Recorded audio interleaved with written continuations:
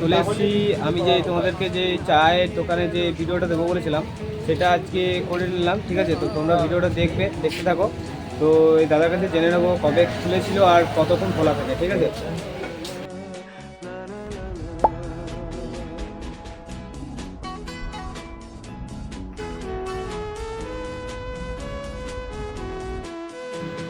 নিখিলেশ প্যারিসে, মইদুল ঢাকাতে, নেই তারা আজ কোনো খবরে।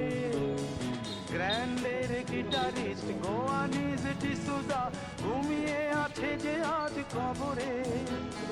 কাকে যেন ভালোবেসে আঘাত পেয়ে যে শেষে আগ লাগা রোগে আছে রমারায়।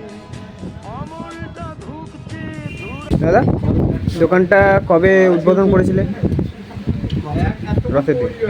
তো এখানে কটার সময় খোলা হয়, কটার সময় বন্ধ করা হয়? সকাল 5টা থেকে দুপুর 1টা, বৈকাল 4টে থেকে রাত্রি 10টা। রাত্রি 10টা।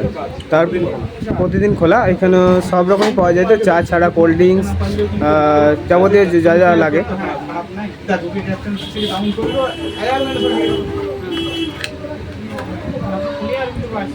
সবই পাওয়া যায়।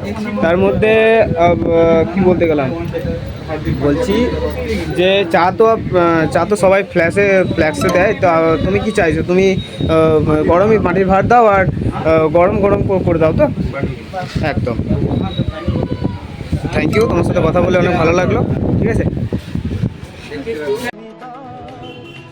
আর্ট কলেজের ছেলে নিখিলেশ সান্যাল বিজ্ঞাপনের ছবি আঁকতো, আর চোখ ভরা কথা নিয়ে নির্বাক শ্রোতা হয়ে কিছু জায়গা বসে শুধু থাকতো। হাউসে সেই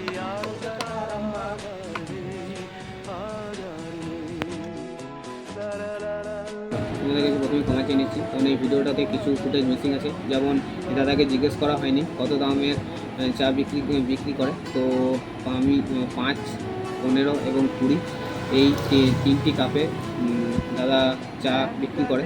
তো দাদার কাছে তোমরা যদি মনে করো যে করা থাকবে তারপর দেবে, এটা কিন্তু ভুল। কারণ অন্যদের মতো দাদা ফ্ল্যাক্সে করে চা দেয় না। ঠিক আছে, তো দাদাকে জিজ্ঞেস করেছিলাম, দাদা বললো যে না, আমি 1 কাপ হলেও গরম গরমই দেবো, আর যদি 2 কাপ হয় তাও গরম গরমই দেবো। ঠিক আছে, তো দাদা খুবই পরিশ্রমী, খুব পরিশ্রম করেই নিজের ব্যবসাটা দাঁড় করিয়েছে, তার কারণে চেষ্টা করছে এখনও পর্যন্ত।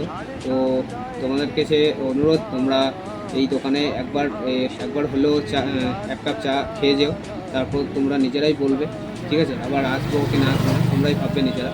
তারপর তো আমাদের লোকেশনটা হচ্ছে, দোকানের লোকেশন হচ্ছে চন্দ্রপুর। তোমরা যদি সিউড়ি থেকে দুবরাজপুর যাও তাহলে তোমাদের ডানহাতি, আর যদি দুবরাজপুর থেকে যদি আসো চন্দ্রপুর তাহলে তোমাদের বাঁহাতি পড়বে দোকানটা। তো তোমাদের অনুরোধ হলো যে তোমরা একবার হলেও চাটা খেয়ে যেও।